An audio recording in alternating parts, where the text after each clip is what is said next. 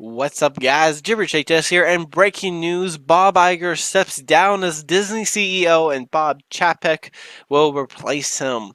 This is big, big news, and it's going to be really, really interesting to see how this will affect Marvel Studios and Lucasfilm, the future of those franchises. Because I think nowadays those are probably the two most nerd cultured and the ones I care about the most. So how is this going to affect them?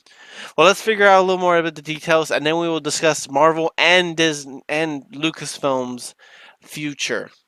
So, the man who may be second most important in the history of Disney, behind only Walt himself, is stepping down.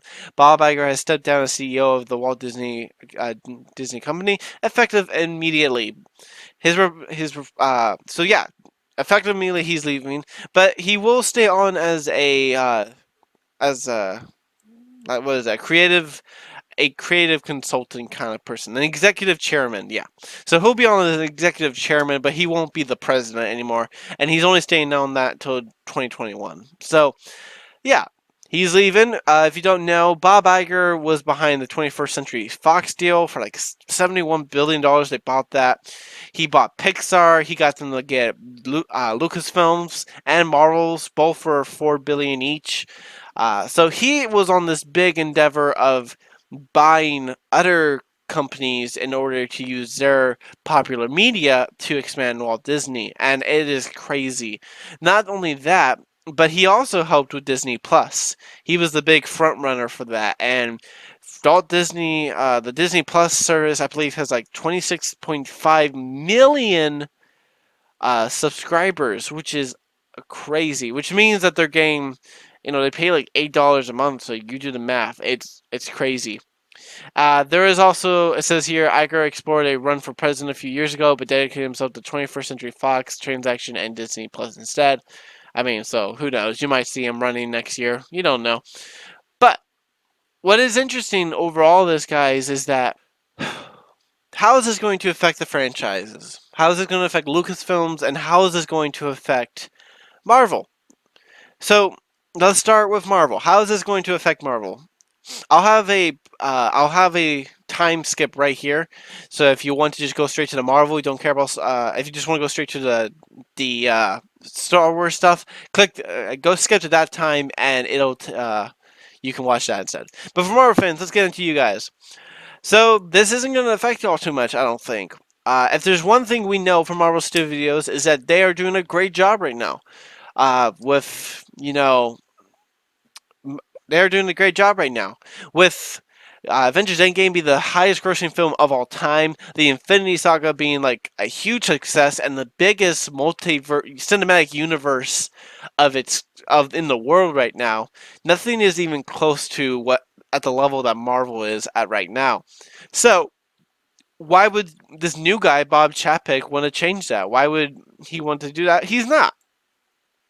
Bob Iger obviously has faith in him, and Bob Iger's just been like, "Hey, Kevin, do whatever you want." And Kevin's like, "Okay, I'm gonna make a great franchise."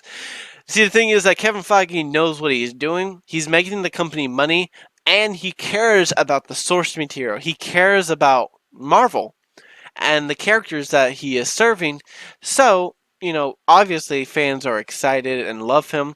Like, if someone fired Kevin Feige, there would be an uproar. It would probably be bigger than the Spider-Man backlash. Like, not kidding. It would be crazy because Kevin Feige is like everyone's lord and savior. Everyone loves Kevin Feige. Even if you're not a big fan of Marvel, you can't deny Feige's success in this industry. He has become one of the biggest people and Disney just because of his success in Marvel, I feel like.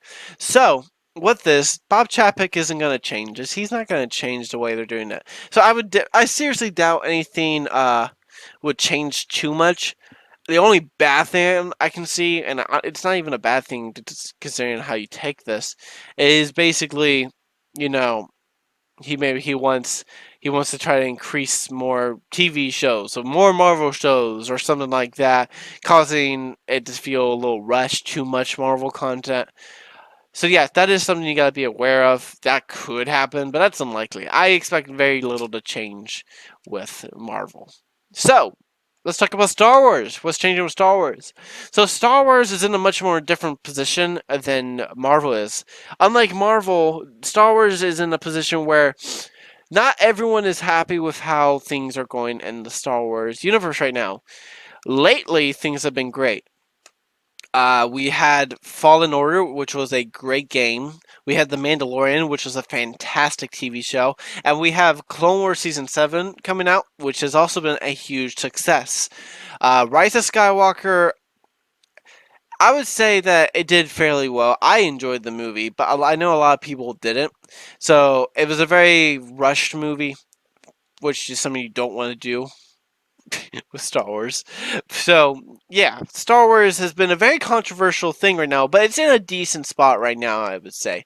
So, when you're looking at it, what is going to change? I know a lot of people like Star Wars Theory are worried about Bob Chapek. Maybe he doesn't care about Star Wars. They're worried that, he isn't going to care about Star Wars, so if he doesn't care, it's going to be horrible. And the thing is, that's not necessarily true.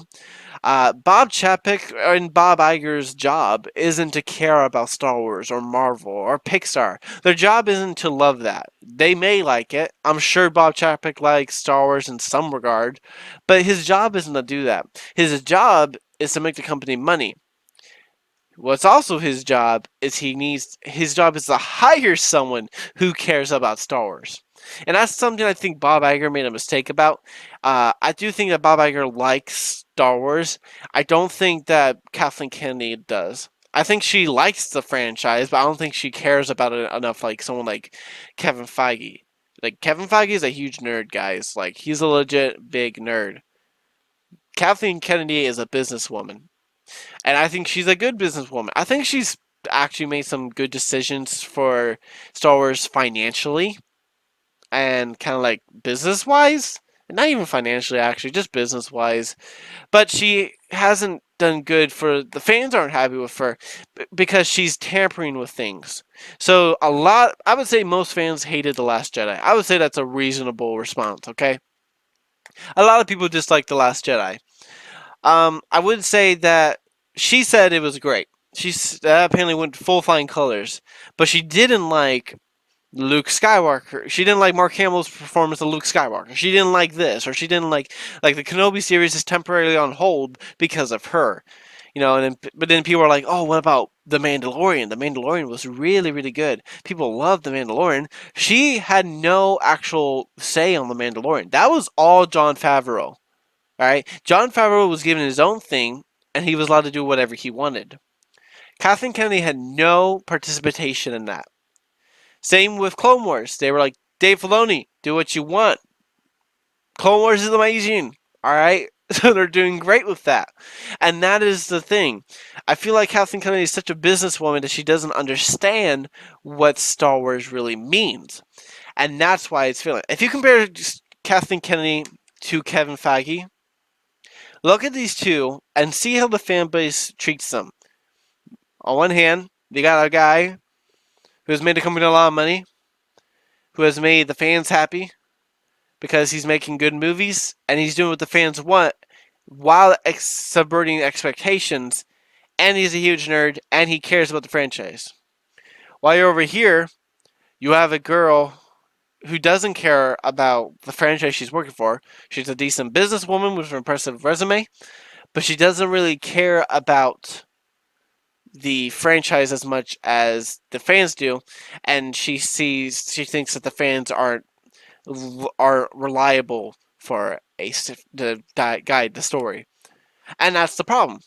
One likes the series they're working for, the other one doesn't, and that's why it's failing. So, you know what will make me full on board Bob Chapek?